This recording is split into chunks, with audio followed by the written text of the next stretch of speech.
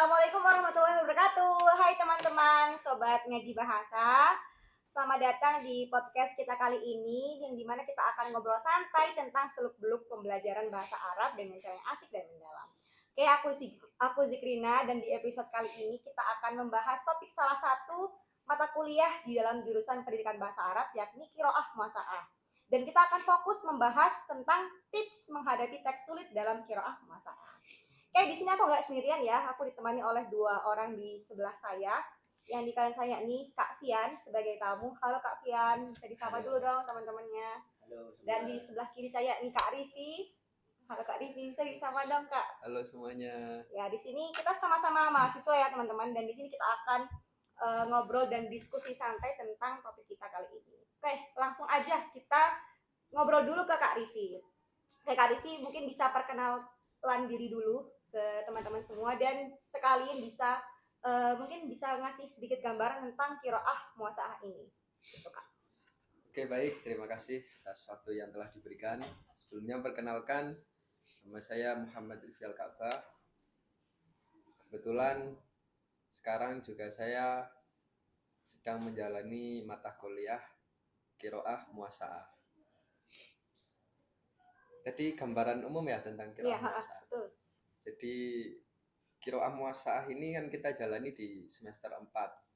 Setelah sebelumnya di semester sebelumnya kita sudah juga menjalani qiraah ibtidaiyah, qiraah tsanawiyah, terus yang kemarin semester 3 qiraah syamilah. Nah, di sekarang ini itu kita mempelajari yang namanya qiraah muwasa'ah.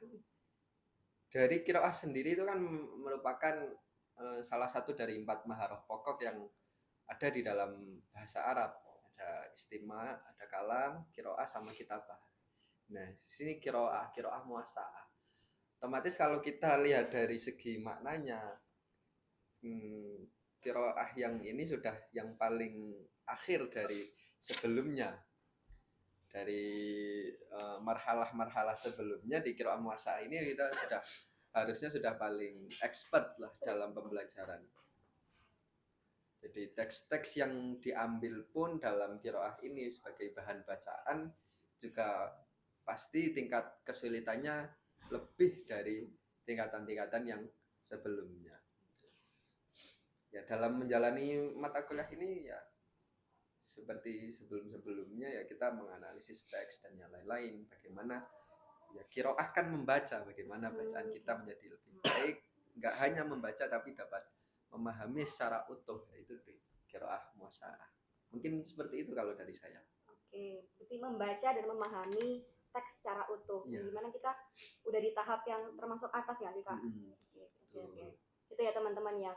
Sekarang kita ke Kak Fian yang sedang aktif juga ya di dalam mata kuliah ini. Nah, kalau dari sudut pandangnya Kak Fian nih Kak, apa aja sih yang selama ini udah Kak Fian rasakan? Mungkin pasti kan pernah ketemu sama teks sulit di dalam qiraah muwasa'ah, dan apa aja struggle yang dihadapi Kak dalam proses pembelajaran ini? Oke, di sini saya perkenalan dulu nggak nih? Oh iya dong, iya. Oke. Perkenalan diri dulu. Baik, terima kasih. Di sini perkenalkan, nama saya Muhammad Afiatul Firdaus. Saya di sini juga mahasiswa aktif yang sedang menjalani mata kuliah Qiraah Muwasa'ah pada semester ini. Nah, untuk dari saya sendiri tadi struggle-nya ya. Kalau dari saya sendiri sih mungkin struggle-nya itu kayak lebih ke penguasaan dari kosakata sih. Kalau dari saya itu, karena di qiraah muwasa'ah ini kosakatanya itu yang muncul lebih sulit daripada qiraah yang sebelumnya, daripada qiraah ibtidaiyah, terus tsanawiyah, terus syamilah, itu lebih mudah kalau di tingkat mahasiswa. Nah, nanti di qiraah muwasa'ah ini itu lebih sulit, jadinya kita harus perlu lagi untuk belajar lebih giat dalam menambah kosakata. Mungkin itu struggle yang banyak dihadapi teman-teman dan saya juga seperti itu. Oke. Iya, aku setuju sih Kak, karena aku juga kita semua kan juga sedang berada di fase ini. Itu memang salah satu dari sekian banyak faktor mahasiswa akhirnya merasakan qiraah muwasa'ah itu yang paling sering ditemukan kesulitannya itu ya di kosakata itu sendiri. Oke. Makasih Kak Fian. Nah, untuk Kak Arifin, aku mau tanya lagi nih Kak. Kalau dari sudut pandang akademik nih, kenapa ya kok teks qiraah muwasaah ini kok seringkali terasa lebih berat dibanding bacaan biasa sehari-hari ya, bacaan teks yang sehari-hari gitulah. Emang Oke. ada ya, kenapa tuh Kak? Kenapa kok teks-teks dalam qiraah muwasaah kita dapati Iya. lebih sulit dari teks-teks biasanya? Betul. Kalau dari saya mungkin yang pertama, ya ini kita semua ya mengalami bahwa kita sendiri yang kurang literasi. Betul. Itu hampir menjadi masalah utama dari setiap mahasiswa. Bagaimana aslinya ke tingkat kepahaman kita terhadap teks itu bisa berawal dari yang namanya kebiasaan. Jadi seberapa sering kita membaca teks bahasa Arab, nah ketemu teks yang lain itu kita sudah ada gambaran gitu. Oh, pola yang seperti ini sudah saya pernah dapatkan di teks yang lain, tapi mungkin dengan kalimat atau kata yang berbeda. Kan seperti itu. Maka mungkin masalah utama kok kenapa kita merasa berbeda, kurangnya kita membaca asli, kurangnya apa ya, berlatih juga Literasi literasi sih. kita. Terus kemudian kalau membahas berbicara tentang teks-teks yang lain, itu teks yang seperti apa, yang kalau teks yang lain dimaksud dari Al-Quran atau hadis atau dari kitab, itu memang beda. Kalau sekarang di qiraah muwasaah kan kita lebih membahas teks-teks yang sifatnya sosial, ada yang politik, ada yang apa kemarin kebudayaan, dan itu semua memang ada yang cerpen juga. Itu semua mungkin sudah masuk ke tahap teks-teks yang kita menemukan itu di zaman sekarang gitu. Padahal bahasa Arab mungkin juga sama dengan bahasa Indonesia yang semakin kesini semakin mengalami perkembangan. Maka kalau kita mungkin, mohon maaf, kita terbiasanya ada salah satu dari kita terbiasa membaca teks yang dari hadis misalkan, atau dari kitab salaf, kitab kuning kita biasa sebut. Maka untuk membaca, menganalisa teks-teks qiraah muwasaah yang mana itu lebih banyak diambil dari teks yang kontemporer zaman sekarang, itu mungkin pasti akan mengalami kesulitan. Soalnya gaya bahasa Arab klasik dengan sekarang yang semakin berkembang itu jelas berbeda. Mungkin itu. Ya Kak, aku mau highlight sedikit yang paling dirasakan itu, yang paling relate di kita tuh karena kita nggak terbiasa ketemu sama teks-teks itu, akhirnya merasa ini jauh lebih sulit, jauh lebih susah karena kita punya effort yang lebih besar untuk memahami itu di teks-teks qiraah muwasaah ini. Oke. Kemudian mungkin bisa dilanjut ya Kak sama, kalau tadi udah digambarkan kenapa qiraah muwasaah itu dia lebih susah dan lebih kompleks ya, mempelajarinya itu memang harus butuh banyak latihan dan lain sebagainya itu. Nah, kalau dari Kak Rifi sendiri nih, mungkin ada tips-tips gitu yang bisa diterapkan oleh mahasiswa dan kita semua ini dalam menghadapi teks sulit itu sendiri Kak. Oke. Untuk tips ya, sebelum ke tips, tadi menanggapi dari Mas Fian dulu, yang kesulitan utamanya itu ada di bank bahasa ya, bank kosakata kita kekurangan. Nah, sebelum ke situ, bahwa kalau pengalaman saya pribadi itu kan memang dahulu kalau misal kita di pondok-pondok pesantren salaf itu kok kenapa diajarkannya nahwu sorof seperti itu terus. Kenapa enggak kok langsung diajarkan kosakata? Itu mesti jarang di pondok-pondok pesantren salaf, jarang. Kebalikannya di pondok-pondok modern itu malah kosakata, nahwu sorofnya belakangan. Nah gitu. Sebelum itu kita harus meluruskan persepsi dulu, bahwa kalau kita melihat dari statementnya Syekh Syarafuddin Yahya Al-Imriti dalam nazumnya Al-Imriti, beliau mengatakan wanahu aula awalan ayyu ulama idzil kalamu dunahu la yufham. Yang namanya nahwu itu sesuatu yang paling pertama harus diketahui. sebelum ke ilmu-ilmu yang lain kita harus menguasai nahwu dulu. Karena tanpa adanya nahwu kita tidak bisa memahami sesuatu teks. Itu kalau dari statementnya siapa tadi? Al-Imriti. Terus kemudian kalau kita terapkan di qiraah muwassa'ah, nah saya sudah misal ya tahulah ini fa'il, ini maf'ul, ini hal dan yang lain sebagainya. Tapi saya masih kesulitan itu gimana? Karena apa namanya? Kekurangan yang namanya kosakata. Kalau saya boleh menyimpulkan, berarti kita sudah berada di tahap selanjutnya dari proses belajar kita. Saya nggak mengatakan nahwu kita sudah selesai, itu sudah tidak perlu belajar nahwu. Tapi kok kita sudah merasa, mungkin nahwu ini, ya wis lah aku paham, ini fa'il, ini maf'ul, dan yang lain sebagainya. Setelah itu, maka kita harus menambah dari yang namanya kosakata. Berarti dalam artian kita sudah berada di tahap selanjutnya, sudah di the next level gitu. Dan itu ya harus dilakukan. Menambahkan kosakata ya gimana caranya gitu. Dengan cara menghafal, dengan cara di kamus atau yang lain-lain. Kalau soal tips bagaimana memahami teks utamanya dari qiraah muwassa'ah, yang pertama mungkin kita sudah lakukan itu jelas mana kita mengidentifikasi mana yang musnad, mana musnad ilaih. Itu pokok. 324 berarti ya. Ya, 324. Kita agak nyerempet-nyerempet ke situ. Nah, itu menjadi sangat pokok dalam memahami suatu teks. Karena kita bisa memahami suatu teks nggak satu teks utuh dulu, kita pahami satu paragraf atau mungkin satu kalimat dulu. Kalau tanpa kita mengetahui ini ismiyah atau fi'liyah, terus ini susunannya setelah musnad ilaih ada adawatnya, ada keterangan tambahannya. Itu kalau kita tidak bisa mengidentifikasi hal itu, ya akan repot. Maknanya akan rancu. Ya itu makanya tadi kita paham kosakata saja, menguasai banyak kosakata saja akan repot. Paham nahwu saja tanpa menguasai banyak kosakata juga kurang. Nah, seperti itu tadi. Musnad ilaih ini kan berangkatnya dari nahwu. Pemahaman kita terhadap nahwu.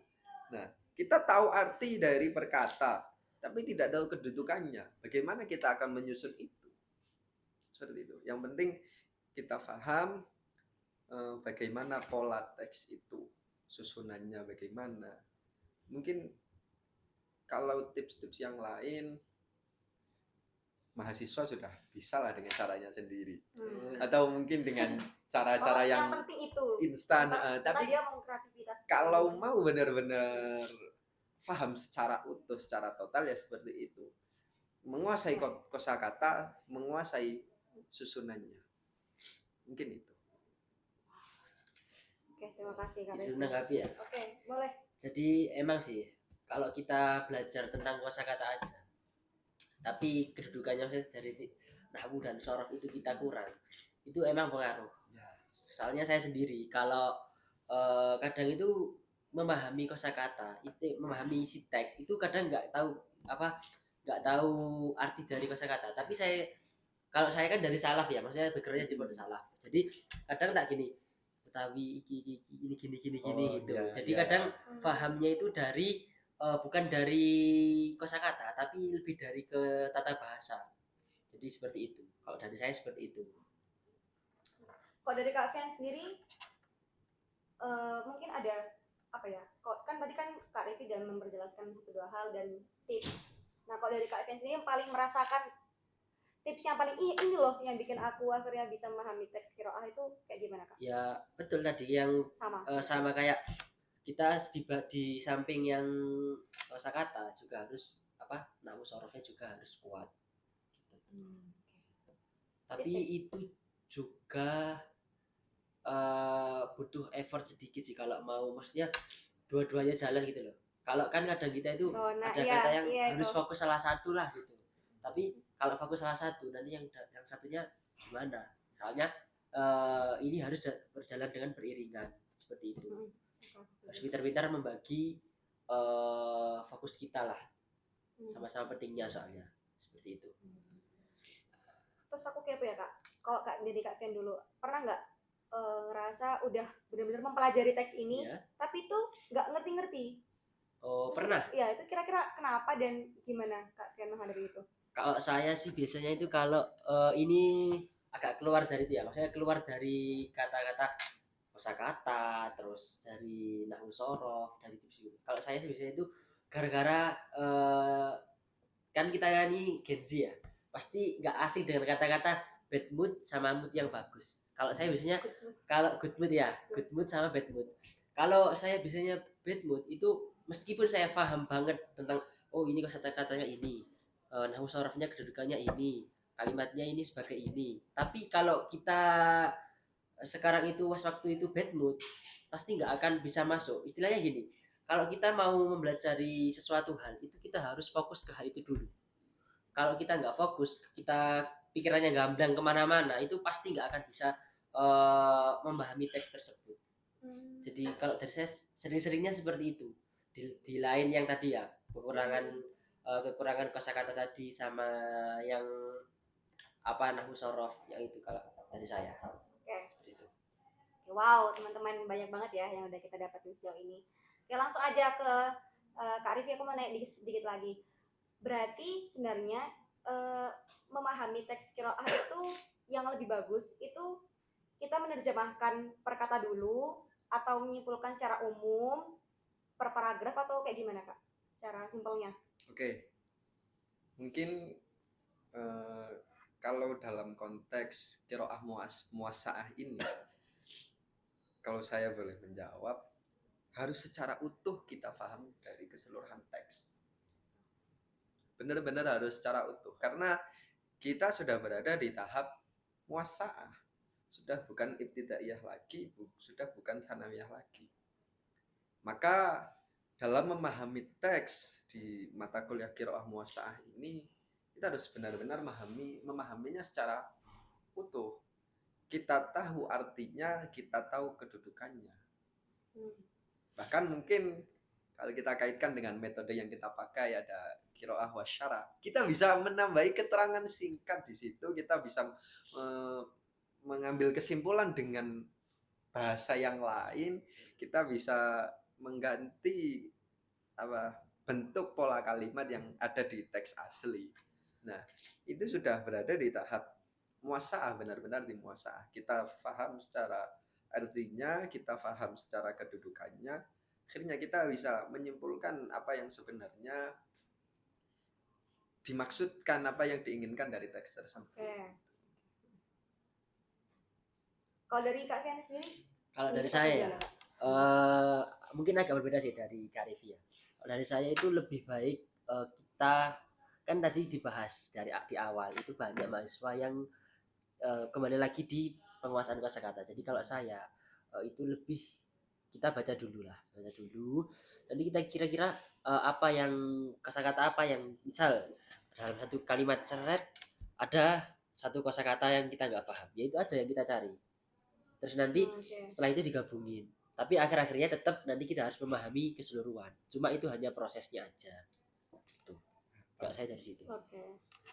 Setuju. Oke teman-teman, kita udah cukup banyak ya obrolannya sejauh ini.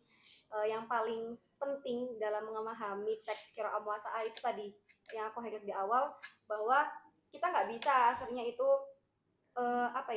nggak bisa kalau nggak paham pola teksnya, nggak paham susunan kalimatnya, pokok suatu teks tersebut, kita nggak akan mencapai titik paham kalau kita nggak nggak ada langkah-langkah itu kayak gitu. Nah, langsung aja ya untuk Kak Fian dan Kak Rifi, karena kita sudah berada di ujung obrolan, langsung aja kita mau mendengarkan mungkin ada closing statement dari Kak. Siapa dulu nih yang mau? Kak Fian dulu aja. Saya dulu. Ya, Kak silakan, Fian dulu. silakan. Oke. Monggo. Kalau dari saya itu mungkin jadikanlah qiraah muwasaah ini itu sebagai ajang atau jembatan kita untuk belajar memahami teks-teks Arab. Karena background kita adalah pendidikan bahasa Arab atau kita bergelut dalam dunia Arab. Kita itu harus nanti di dunia luar itu pasti kita tidak tidak bisa dimungkiri akan dihadapkan dengan teks-teks Arab maupun itu teks Arab yang Indonesia diarabkan atau bahkan asli dari Arab. Jadi jadikanlah qiraah muwasaah ini bukan menjadi beban tapi jadikan sebagai jembatan atau ajang untuk belajar kita nanti di luar sana menghadapi teks-teks yang akan dihadapkan kepada kita sebagai calon pendidik adik-adik atau anak-anak di luar sana. Mungkin dari saya. Oke, terima kasih Kak Pian. Sama-sama. Langsung aja Kak. Oh, Rifki. langsung. Iya, Oke. langsung aja. Dari saya singkat saja untuk menutup obrolan kita pada waktu kali ini. Tidak ada teks sulit kalau kita semua bisa menyelesaikan yang rumit. Mungkin itu saja dari saya. Tidak ada. Singkat, padat dan jelas. Masya Allah. Oke teman-teman, semoga kalian nggak ngantuk ya karena di sini kita sangat segar loh ya. Kita udah berada di ujung obrolan dengan segala insight yang sudah kita dapatkan tadi. Semoga diskusi kita kali ini itu bisa membuahkan banyak manfaat di tengah-tengah kita dan teman-teman yang menonton. Dan semoga podcast kita kali ini nggak berhenti sampai sini aja ya. Kita akan insya Allah akan bertemu lagi di kesempatan berikutnya di episode-episode di podcast Ngaji Bahasa berikutnya. Tungguin aja ya teman-teman. Oke, terima kasih banyak kepada Kak Rifki dan Kak Fian Ya, atas sama-sama. waktunya. Terima kasih Kita juga. sapa dulu ke penonton. Semoga kalian suka dengan podcast ini. Jangan lupa like, komen, dan subscribe. Dan ikuti terus episode kami selanjutnya. Wassalamualaikum warahmatullahi wabarakatuh. Waalaikumsalam. Dadah.